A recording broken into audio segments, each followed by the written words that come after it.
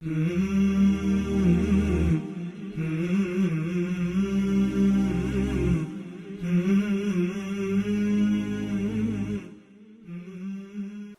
علیکم ورحمۃ اللہ وبرکاتہ۔ الحمد للہ وحدہ والصلاة والسلام علی من لا نبی بعدہ واشہد ان لا الہ الا اللہ وحدہ لا شریک لہ واشہد ان محمدا عبدہ ورسولہ اما بعد فاعوذ باللہ من الشیطان الرجیم بسم اللہ الرحمن الرحیم یا ایہا الذین آمنوا کلوا من طیبات ما رزقناکم واشکروا للہ ان کنتم ایاہ تعبدون۔ محترم مشاہدین اور مشاہدات، میں محمد حامد دی وے آف سلفیہ کی جانب سے منعقد کیے جا رہے اس دورے میں آپ سب کا استقبال کرتا ہوں۔ اس دورے میں انشاءاللہ خرید و فروخت کے اصول اور خرید و فروخت کے بیچنے کے تجارت کرنے کے بعض مسائل پر گفتگو کی جائے گی۔ یہ کورس انشاءاللہ اس لحاظ سے بہت مفید ہے کہ ہم میں سے ہر شخص آج کچھ نہ کچھ خریدتا ہے یا کچھ نہ کچھ بیچتا ہے، تو ہم شریعت کے ان اصولوں کو جانیں، نبی صلی اللہ علیہ وسلم کے ان فرامین اور احادیث کو جانیں جن میں نبی صلی اللہ علیہ وسلم نے تجارت کے، خرید و فروخت کے، بیع و شراء کے اور بیچنے اور لوگوں کو دینے کے جو اصول ذکر کیے ہیں، کیونکہ ہمارے لیے ان کا جاننا اس لیے بھی ضروری ہے کہ ہم شریعت مطہرہ کے ماننے والے ہیں، اور شریعت مطہرہ ہماری حلال کی طرف ہماری رہنمائی کرتی ہے اور حرام سے ہمیں دور رکھنا چاہتی ہے۔ لہٰذا میں اللہ سبحانہ و تعالیٰ سے دعا کرتا ہوں کہ الہ العالمین تو اس کورس کو ہم سب کے لیے مفید بنائے، نفع بخش بنائے، اور حلال اور حرام کو سمجھنے کی توفیق عطا فرمائے، حلال کو اپنانے کی، حرام سے بچنے کی توفیق عطا فرمائے۔ الہ العالمین جو کچھ ہم سنیں انہیں سمجھنے کی اور اپنی زندگی میں نافذ کرنے کی توفیق عطا فرمائے۔ محترم مشاہدین اور مشاہدات، خرید و فروخت کے اصول اور مسائل ذکر کرنے سے پہلے میں مناسب سمجھتا ہوں کہ شریعت میں حلال کی اہمیت کیا ہے اور حرام سے کس قدر ہمیں روکا گیا ہے اور کس قدر اس سے دور رہنے کی تلقین کی گئی ہے، اس کے متعلق چند باتیں میں آپ کے سامنے رکھ دوں، کیونکہ اس کے بعد جو آگے کے دروس میں آپ کے سامنے خرید و فروخت کے اصول ذکر کیے جائیں گے، ان اصول کو ماننا اور اپنانا ہمارے لیے اسی وقت ممکن ہو سکتا ہے جب ہم حلال کو اپنانے کی خواہش اپنے دل کے اندر پیدا کر سکیں، جب ہمارا جذبہ حلال کو اپنانے کا ہو۔ اگر ہمارے یہاں حلال اور حرام کے درمیان فرق نہیں ہے یا حلال اور حرام کے درمیان فرق کرنے کا جذبہ نہیں ہے تو پھر یہ جو ایپیسوڈ ہے یا یہ جو کورس ہے یہ آپ کے لیے اتنا مفید نہیں بنے گا۔ لہذا مناسب ہے کہ شریعت میں حلال کی اہمیت کیا ہے، حرام سے کس قدر روکا گیا ہے، منع کیا گیا ہے، ان چیزوں کے بارے میں آپ کے سامنے ذکر کروں۔ محترم مشاہدین اور مشاہدات، سب سے پہلے اس چیز کو ہمیں اپنے ذہن میں اچھی طرح سے بٹھا لینا چاہیے کہ یہ جو رزق ہم سب کو اس دنیا میں حاصل ہوتی ہے، یہ رزق اللہ سبحانہ و تعالیٰ کی جانب سے مقدر ہے۔ اللہ تعالیٰ نے اندازے کے اعتبار سے ہر ایک شخص کے لیے رزق کو مقدر کر لیا ہے، اور خود اللہ سبحانہ و تعالیٰ نے اس رزق کی ذمہ داری لی، جیسا کہ اللہ رب العالمین نے فرمایا وَمَا مِن دَابَّةٍ فِي الْأَرْضِ إِلَّا عَلَى اللَّهِ رِزْقُهَا۔ زمین میں جتنے بھی جاندار ہیں، جتنے بھی ذی روح ہیں، تمام کے رزق کی ذمہ داری اللہ سبحانہ و تعالیٰ کے اوپر ہے۔ اللہ رب العالمین ہر ذی روح کو، جس کو بھی رزق کی ضرورت ہے، اللہ سبحانہ و تعالیٰ اس کو رزق عطا کرتا ہے، یہ اللہ سبحانہ و تعالیٰ کی ذمہ داری ہے۔ اللہ رب العالمین جانوروں کو بھی رزق عطا کرتا ہے، پرندوں کو بھی رزق عطا کرتا ہے، انسانوں کو بھی رزق عطا کرتا ہے، جناتوں کو بھی رزق عطا کرتا ہے۔ تمام کے رزق کی ذمہ داری اللہ سبحانہ و تعالیٰ کے اوپر ہے۔ تو جب اللہ تعالیٰ نے رزق کی ذمہ داری لے رکھی ہے تو پھر ہمیں رزق کے بارے میں حرام کی طرف جانے کی چندہ ضرورت نہیں ہے، اور اس لیے بھی ضرورت نہیں ہے کیونکہ جو رزق بھی ہمیں اس دنیا کے اندر مل رہا ہے،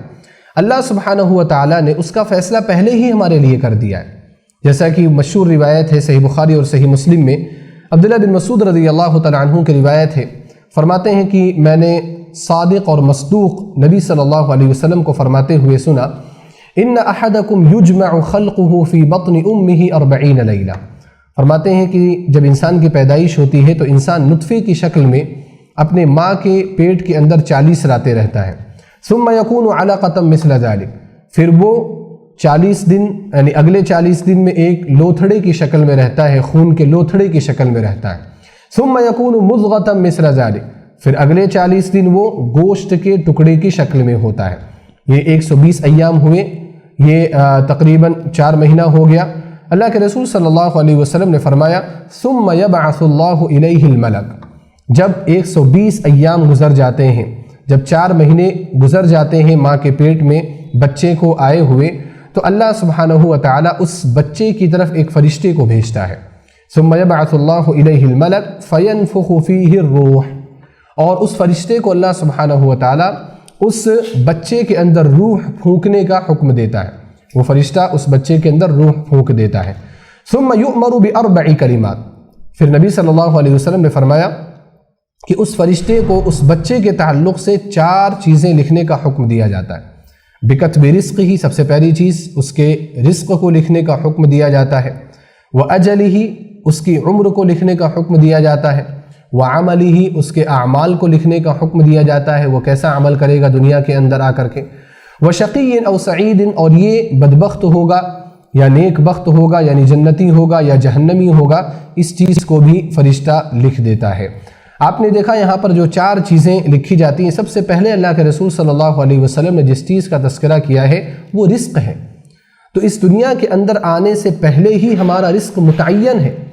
اور جتنا رزق ہمارا متعین ہے اللہ تعالیٰ نے مقدر کر لیا ہے، انسان اس وقت تک نہیں مر سکتا جب تک کہ اس رزق کو مکمل طور پر وہ حاصل نہ کر لے۔ حتیٰ کہ اگر کوئی شخص رزق سے بھاگنے کی بھی کوشش کرے، جو رزق اس کے مقدر میں ہے، تو وہ کیسے بھی رزق اس کے یہاں آ جائے گی، جیسا کہ اللہ کے رسول صلی اللہ علیہ وسلم نے فرمایا۔ ابو سعید خدری رضی اللہ تعالیٰ عنہ کی روایت ہے، لو فر احدکم من رزقہ لادرکہ کما یدرکہ الموت،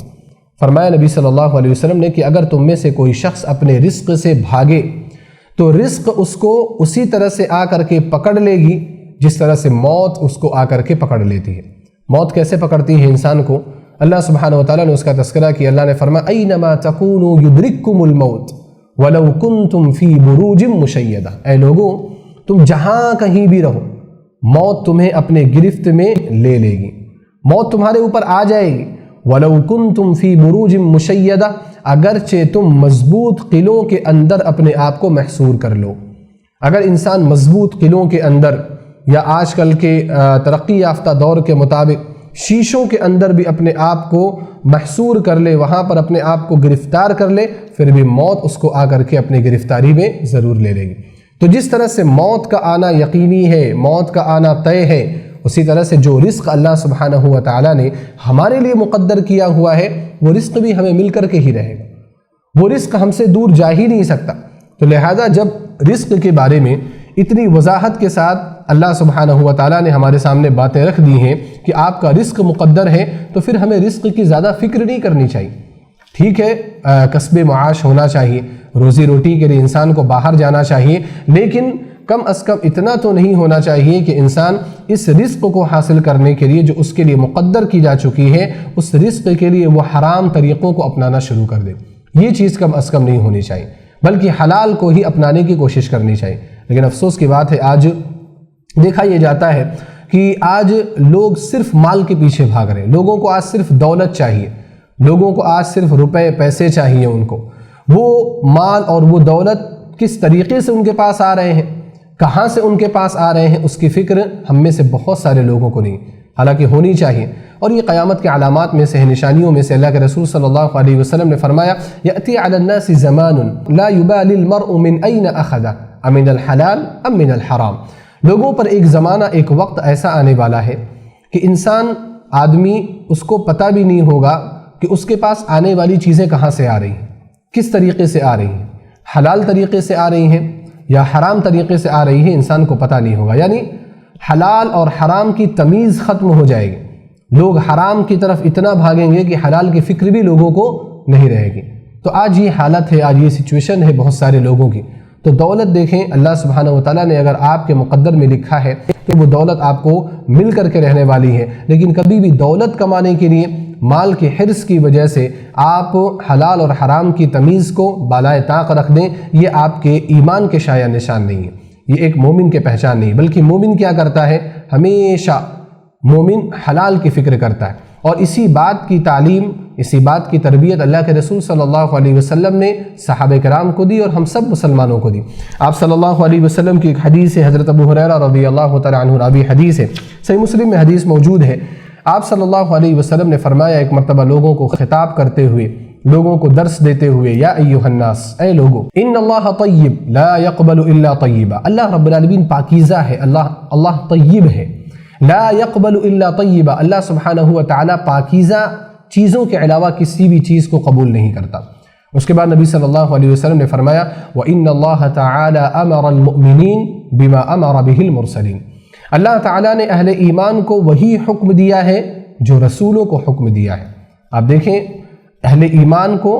وہ حکم دیا جا رہا ہے جو رسولوں کو دیا جا رہا ہے۔ رسولوں کو جو حکم دیا جاتا تھا وہ انتہائی اہم حکم ہوتا تھا، تو اس سے ہم اس کی اہمیت کا پتہ لگا سکتے ہیں کہ یہ حکم کتنا عظیم ہے کہ جو رسولوں کو جو کہا گیا وہی اہل ایمان کو کہا جا رہا ہے۔ کیا کہا جا رہا ہے؟ رسولوں کو کیا کہا گیا، اہل ایمان کو کیا کہا گیا؟ اللہ کے رسول صلی اللہ علیہ وسلم نے قرآن کریم کی آیتوں سے اس کی وضاحت کی۔ آپ نے فرمایا رسولوں کو کیا کہا، سورۃ المؤمنون میں آپ دیکھیں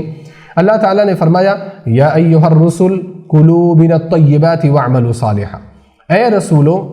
آپ پاکیزہ چیزیں کھاؤ اور نیک عمل کرو۔ اس آیت کے اندر اللہ سبحانہ و تعالیٰ نے رسولوں کو مخاطب کیا اور مخاطب کر کے حکم دیا کہ آپ کو پاکیزہ روزی کھانا ہے، آپ کو حلال چیزیں استعمال کرنی ہیں۔ یہاں پر ایک بہت ہی اہم نکتہ ہے، اس پر غور کرنے کی ضرورت ہے کہ یہ اس قرآن کریم کے اندر یہ آیت ہے کہ یا ایھا الرسل، اے رسولو، قرآن کریم جو مخاطب کرتا ہے، جو لوگوں کو خطاب کرتا ہے، وہ ایسے لوگوں کو خطاب کرتا ہے جو ایگزسٹ کرتے ہیں، جو موجود ہیں۔ جیسے اللہ رب العالمین نے اکثر و بیشتر خطاب کیا یا ایھا الذین آمنوا، اے وہ لوگوں جو ایمان لے کر کے آئے، تو مومن موجود ہیں، قیامت تک رہیں گے، وہ خطاب مومنوں کے ساتھ ہیں۔ اللہ سبحانہ و تعالیٰ نے کبھی عام لوگوں کو خطاب کیا یا ایھا الناس، اے لوگو انی رسول اللہ الیکم جمیعا، قل یا ایھا الناس انی رسول اللہ الیکم جمیعا، اے نبی صلی اللہ علیہ وسلم آپ کہہ دیجئے کہ میں تم سب کی طرف، اے لوگو میں تم سب کی طرف اللہ کا رسول ہوں۔ یا ایھا الناس اعبدوا ربکم الذی خلقکم والذین من قبلکم، اللہ تعالیٰ نے فرمایا کہ اے لوگو تم اپنے اس رب کی عبادت کرو جس نے تمہیں پیدا کیا ہے اور تم سے پہلے والے لوگوں کو پیدا کیا ہے۔ اس میں بھی اللہ سبحانہ و تعالیٰ نے یا ایھا الناس کہہ کر کے خطاب کیا، اے لوگوں کہہ کر کے خطاب کیا۔ کبھی اللہ سبحانہ و تعالیٰ نے یا بنی آدم کہہ کر کے خطاب کیا کہ اے آدم کے بیٹو، اے انسانوں، یہ سب موجود ہیں اور یہ قیامت تک رہیں گے۔ لیکن اللہ سبحانہ و تعالیٰ نے یہ جو خطاب کیا آپ دیکھو، یا ایھا الرسل کہہ کر کے خطاب کیا، اے رسولو۔ حالانکہ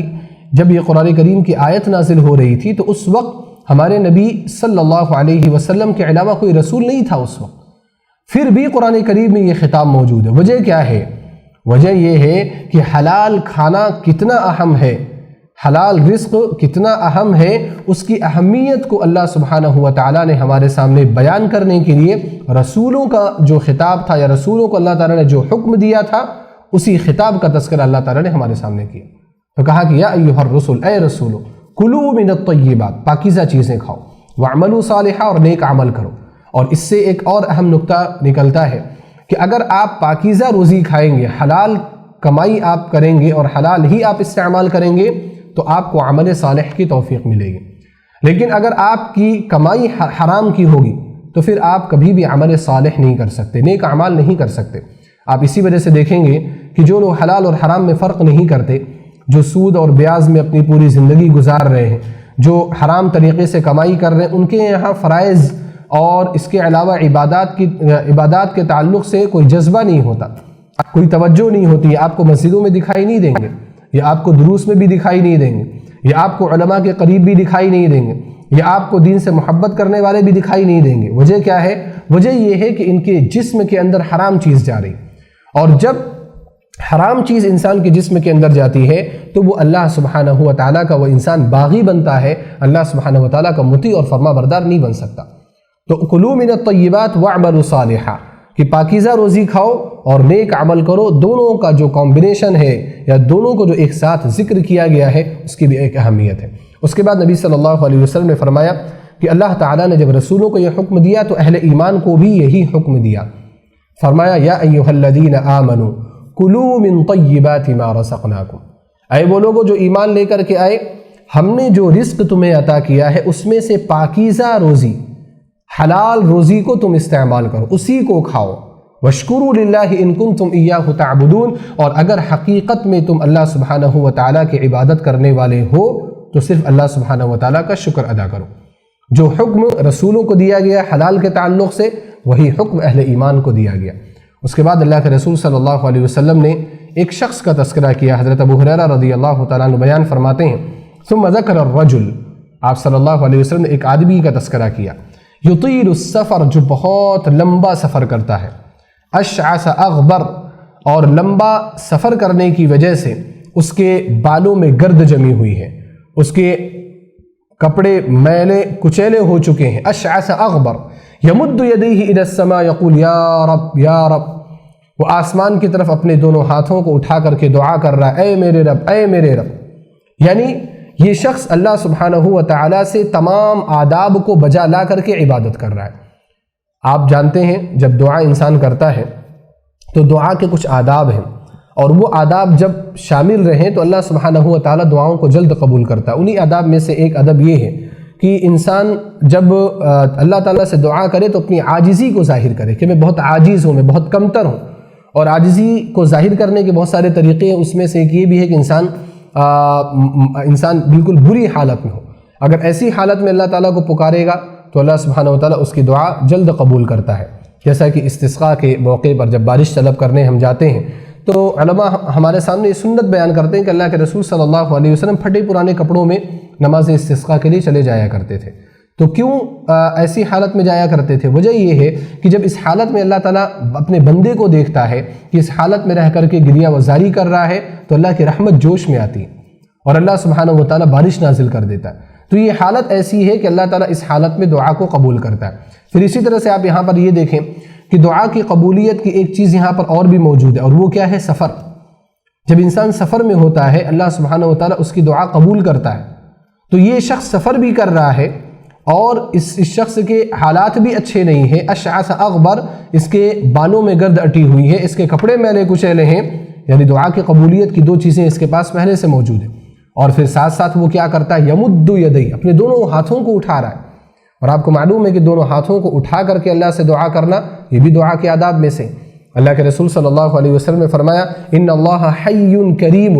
اللہ سبحانہ و تعالیٰ حیا کرنے والا ہے، سخاوت کرنے والا ہے۔ یستحیی من عبدہ اذا رفع الیہ یدیہ ان یردہما صفرا، اگر بندہ اللہ سبحانہ و تعالیٰ کی طرف ہاتھ اٹھا کر کے اللہ سے دعا کرتا ہے، اللہ کو حیا آتی ہے کہ اللہ اس کو خالی ہاتھ نہ لوٹا دے، اللہ اس کو خالی ہاتھ نہیں لوٹاتا۔ اس شخص کے یہاں یہ چیز بھی موجود ہے، یمد یدیہ، وہ اپنے دونوں ہاتھوں کو اٹھا کر کے اللہ تعالیٰ سے دعا کر رہا ہے۔ اسی طرح سے ایک اور چیز بھی اس کے یہاں ہے جس کی وجہ سے دعا قبول ہوتی ہے، اور وہ ہے اللہ سبحانہ و تعالیٰ کی ربوبیت کا واسطہ، اللہ کے اسماء و صفات کا واسطہ۔ وہ دعا کیسے کر رہا ہے؟ آپ صلی اللہ علیہ وسلم نے فرمایا یقول یا رب، اے میرے رب میرا یہ کام ہو جائے، اے میرے رب میرے ساتھ یہ آسانی ہو جائے، یعنی اللہ سبحانہ و تعالیٰ کو اس کی ربوبیت کا واسطہ دے کر کے اللہ سے دعا کر رہا ہے۔ اور ربوبیت کا واسطہ بہت بڑا واسطہ ہے کہ انسان اس بات کا احساس کر رہا ہوتا ہے کہ اے اللہ جو کچھ بھی اب تک میرے پاس ہے تیری وجہ سے، اور جو میں چاہتا ہوں وہ بھی تو دینے والا ہے۔ تو اللہ سبحانہ و تعالیٰ ایسے لوگوں کو عطا کرتا ہے۔ تو آپ دیکھیں کہ 4 چیزیں اس شخص کے پاس ایسی موجود ہیں کہ ان میں سے ہر ایک چیز کی وجہ سے اللہ سبحانہ و تعالیٰ ضرور دعاؤں کو قبول کرتا ہے۔ پہلی چیز ہے سفر، دوسری چیز ہے اس کی حالت بری ہے، کپڑے میلے کچیلے ہیں، بالوں میں گرد اٹی ہوئی ہے، تیسری چیز ہے کہ وہ اپنے ہاتھوں کو اٹھا کر کے اللہ سے دعا کر رہا ہے، چوتھی چیز یہ ہے کہ وہ اللہ کے اسماء و صفات کا واسطہ دے کر کے اس کو وسیلہ بنا کر کے اللہ سے دعا کر رہا ہے۔ لیکن اللہ کے رسول صلی اللہ علیہ وسلم نے اس شخص کے بارے میں کیا فرمایا کہ اس کی دعا پھر بھی قبول نہیں ہوتی۔ کیا فرمایا آپ نے؟ وَمَطْعَمُهُ حَرَامٌ وَمَشْرَبُهُ حَرَامٌ وَمَلْبَسُهُ حَرَامٌ وَغُذِّيَ بِالْحَرَامِ فَأَنَّى يُسْتَجَابُ لِذَلِكَ۔ دعا کی قبولیت کے سارے آداب، سارے کنائے اس کے پاس موجود ہیں، سارے قرائن اس کے پاس موجود ہیں، لیکن پھر بھی اس کو دعا قبول نہیں ہوتی۔ کیوں؟ وَمَطْعَمُهُ حَرَامٌ، اس کا کھانا حرام کا ہے، وَمَشْرَبُهُ حَرَامٌ، اس کا پینا حرام کا ہے، وَمَلْبَسُهُ حَرَامٌ، اس کا پہننا حرام کا ہے، وَغُذِّيَ بِالْحَرَامِ، اس کی پوری جو غذا ہے صبح سے شام تک جو بھی اس کا کھانا ہے، بریک فاسٹ ہو، لنچ ہو، ڈنر ہو، اسنیکس ہو، کچھ بھی ہو، سب کا سب حرام کا ہے۔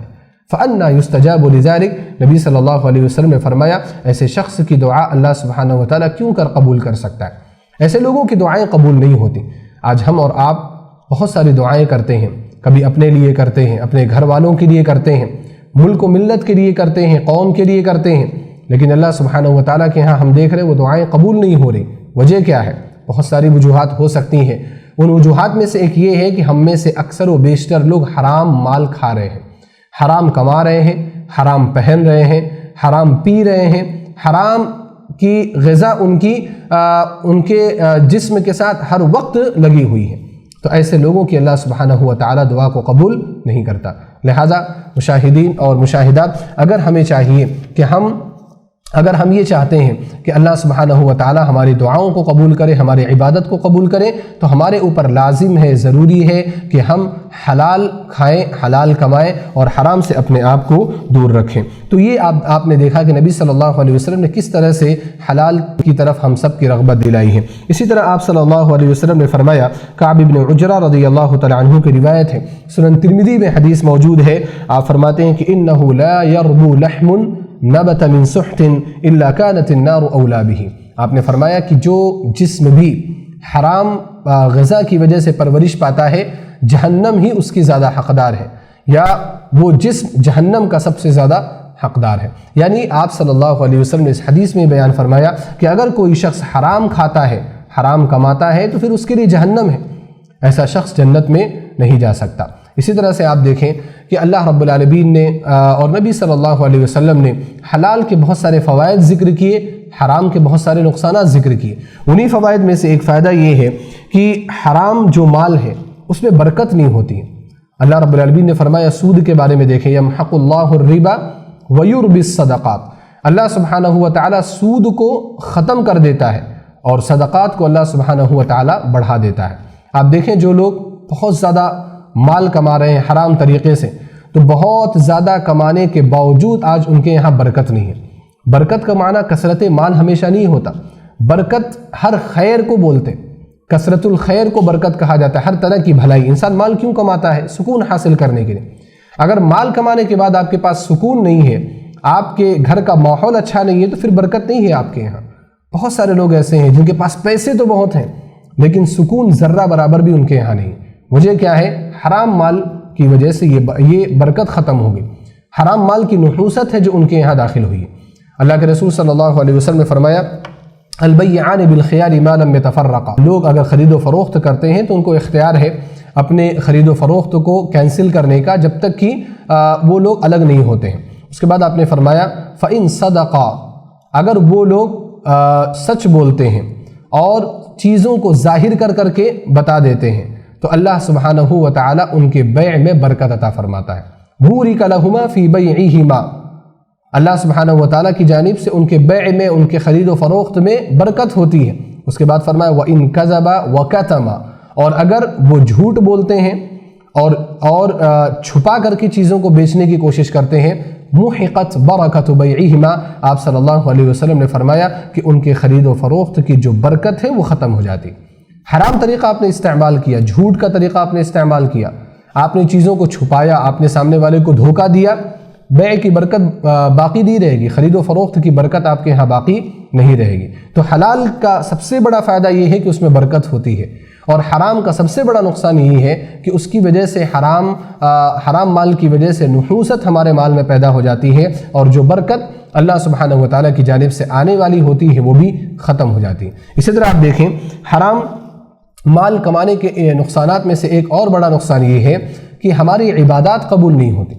اگر کوئی شخص حرام کھاتا ہے، حرام پر ہی اس کی مکمل پرورش ہوتی ہے، حلال کا کوئی بھی شائبہ اس کے مال میں نہیں ہے، تو ایسے شخص کی نہ نماز قبول ہو رہی ہے، نہ روزے قبول ہو رہے ہیں، نہ حج قبول ہو رہے ہیں، نہ زکوٰۃ قبول ہو رہے ہیں، کوئی بھی عبادت قبول نہیں ہو رہی۔ دلیل کیا ہے؟ ابھی جو حدیث میں نے آپ کے سامنے ذکر کی حضرت ابو ہریرہ رضی اللہ تعالی عنہ کی، اللہ کے رسول صلی اللہ علیہ وسلم نے اس میں شروع میں ہی فرمایا کیا؟ ان اللہ طیب لا يقبل الا طیبا، کہ اللہ سبحانہ وتعالیٰ پاکیزہ ہے، اللہ تعالیٰ پاکیزہ چیزوں کے علاوہ کسی چیز کو قبول ہی نہیں کرتا۔ تو اگر آپ اللہ کو ایسی چیزیں دیں گے جو پاکیزہ ہے، حلال ہے، تو اللہ تعالیٰ اس کو قبول کرے گا۔ آپ نماز پڑھ رہے ہیں، آپ حرام مال کا حرام مال سے کمایا ہوا کپڑا پہن کر کے نماز پڑھ رہے ہیں، کہاں سے نماز قبول ہوگی؟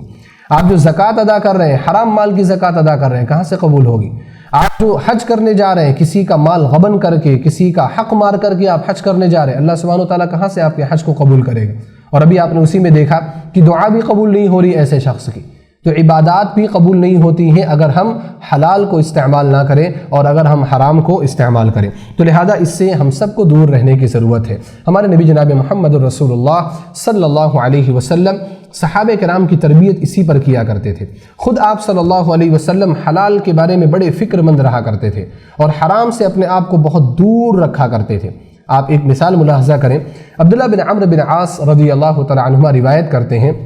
مسند احمد کی روایت ہے کہ اللہ کے رسول صلی اللہ علیہ وسلم ایک مرتبہ رات میں اپنے گھر میں سو رہے تھے، تو آپ صلی اللہ علیہ وسلم کے بستر پر آپ کے بازو میں ہی ایک کھجور پڑا ہوا تھا۔ آپ نے سوتے سوتے اٹھایا، جیسے ہمارے بستر پر اگر کچھ کھانے کی چیز رہے اور ہمیں پتہ ہو کہ وہ صاف ہے تو ہم بھی اٹھا کر کے کھا لیتے ہیں۔ آپ نے وہ کھجور کا ٹکڑا اٹھایا اور آپ نے اس کو کھا لیا۔ جب آپ صلی اللہ علیہ وسلم نے اس کھجور کے ٹکڑے کو کھا لیا تو پھر اس کے بعد آپ کی نیند ختم ہوئی، آپ کو نیند ہی نہیں آ رہی تھی اور پوری رات آپ نے بے چینی میں گزارا، کبھی کروٹ ادھر بدلتے، کبھی آپ صلی اللہ علیہ وسلم کروٹ ادھر بدلتے۔ تو جو زوجہ محترمہ تھیں جس کے گھر میں آپ نبی صلی اللہ علیہ وسلم تھے، صبح ہونے کے بعد انہوں نے اللہ کے رسول صلی اللہ علیہ وسلم سے پوچھا، کہا کہ یا رسول اللہ ارقت البارحہ، اے اللہ کے رسول صلی اللہ علیہ وسلم کیا بات ہے، آپ گزشتہ رات آپ سوئے نہیں، کل رات آپ کو نیند نہیں آئی، وجہ کیا تھی؟ تو آپ صلی اللہ علیہ وسلم نے فرمایا انی وجدت تمرۃ تحت جنبی فاکلتها، میں نے کھجور کا ایک ٹکڑا پایا، ایک کھجور میں نے پایا اپنے بازو میں، اپنے پہلو میں، فاکلتها تو میں نے اس کو کھا لیا تھا۔ وکان عندنا تمر من تمر الصدقہ فخشیت ان تکون منہ، آپ صلی اللہ علیہ وسلم نے فرمایا کہ گھر میں زکوٰۃ کی اور صدقات کی کھجوریں بھی موجود تھیں، تو مجھے ڈر ہوا کہ کہیں زکوٰۃ کے مال کا وہ کھجور نہ ہو۔ اللہ کے رسول صلی اللہ علیہ وسلم کو ایک شبہہ ہوا کہ کہیں وہ کھجور جو میں نے کھایا ہے وہ زکوٰۃ کے مال کا تو نہیں ہے، کیونکہ زکوٰۃ نبی صلی اللہ علیہ وسلم اور آپ کے خاندان کے لیے حرام تھی۔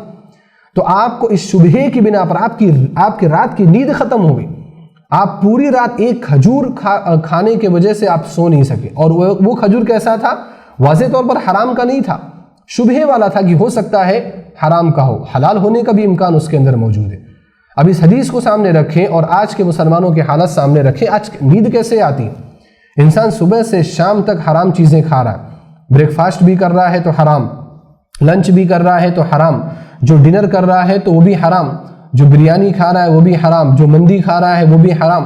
جو چکن کھا رہا ہے، جو مٹن کھا رہا ہے وہ بھی حرام، پھر رات میں کیسے سوتا ہے وہ آرام سے؟ اسی وجہ سے آپ دیکھو کہ نحوست ایسی ہوتی ہے کہ یہ لوگ سوتے ہیں تو پھر نمازوں کی اور عبادتوں کی فکر نہیں ہوتی، شیطان ان کے کانوں میں پیشاب کر کے چلا جاتا ہے۔ یہ نحوست ہے، یہ بے برکتی ہے جو حرام کی ہے۔ تو اللہ کے رسول صلی اللہ علیہ وسلم اتنے فکر مند رہا کرتے تھے کہ اگر شبہے کی کوئی چیز بھی ہو تو وہ بھی آپ کو بہت ٹینشن میں مبتلا کر دیتی تھی، اور یہی حال صحابہ کرام رضوان اللہ تعالی علیہ مجمعین کا بھی تھا۔ آپ صلی اللہ علیہ وسلم نے اسی حالت پر اور اسی اہم چیز پر ان کی تربیت کی تھی۔ ایک مثال آپ ملاحظہ فرمائیں حضرت ابوبکر صدیق رضی اللہ تعالی عنہ کی زندگی کا۔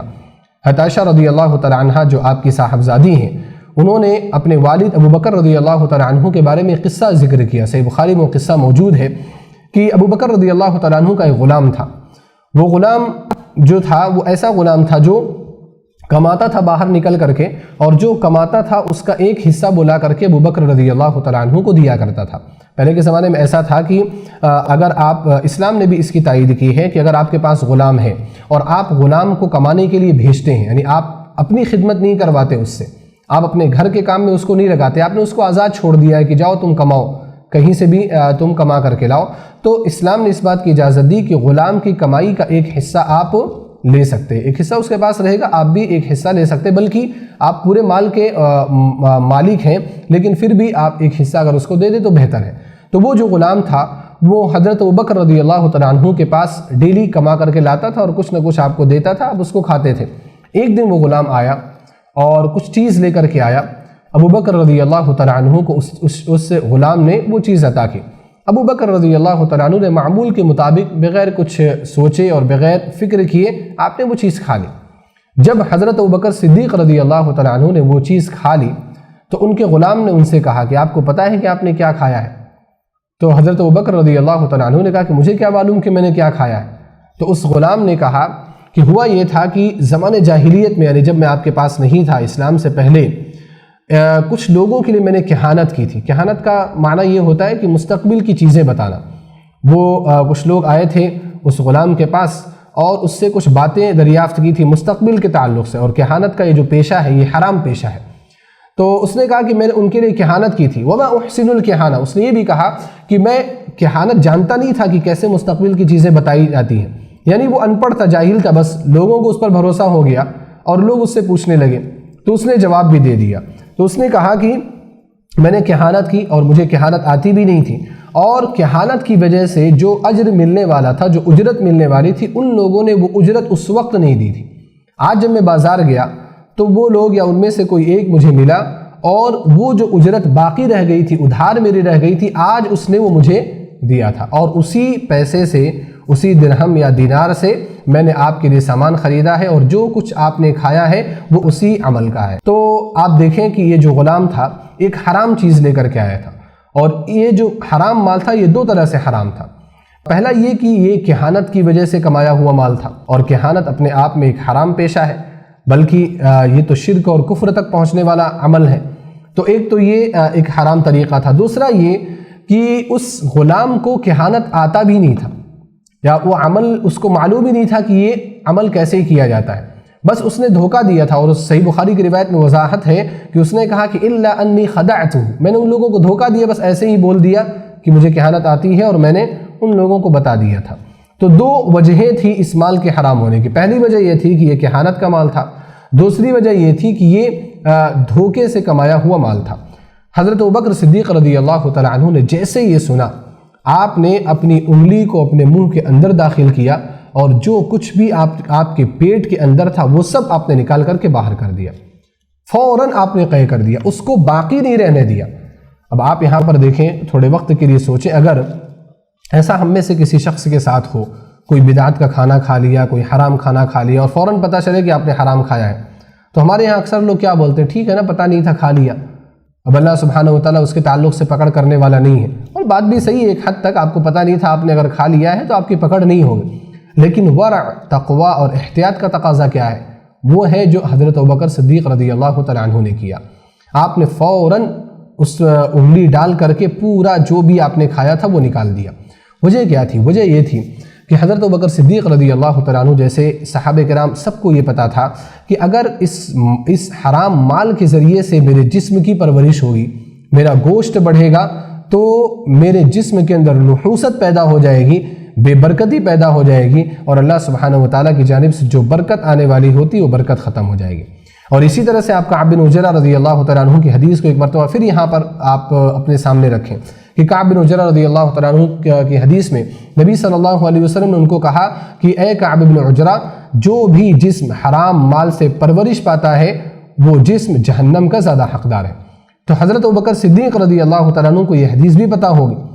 اور یہ مال کھانے کی وجہ سے وہ جہنم کے مستحق ہو جائیں گے۔ اس خوف کی وجہ سے، اس ڈر کی وجہ سے انہوں نے مکمل قے کر دیا۔ محترم مشاہدین اور مشاہدات، ان ساری چیزوں پر ہمیں غور کرنا چاہیے۔ نبی صلی اللہ علیہ وسلم کے اس عمل پر، حضرت ابوبکر صدیق رضی اللہ تعالیٰ عنہ کے اس عمل پر، اور دیگر صحابہ کرام کی بہت ساری مثالیں ہیں، ان تمام کو ہمیں اپنے سامنے رکھنا چاہیے، اور عزم کرنا چاہیے، پختہ ارادہ کرنا چاہیے کہ اگر ہم کمائیں گے تو حلال طریقے سے کمائیں گے،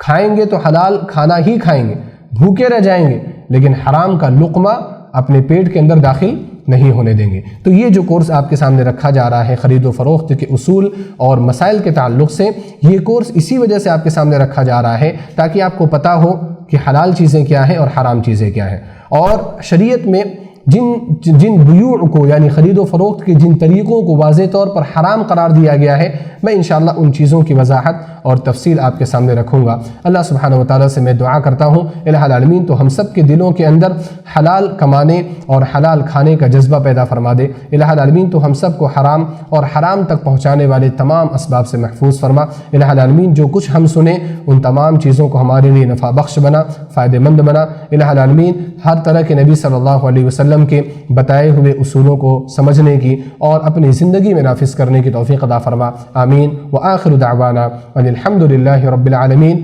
والسلام علیکم ورحمۃ اللہ وبرکاتہ.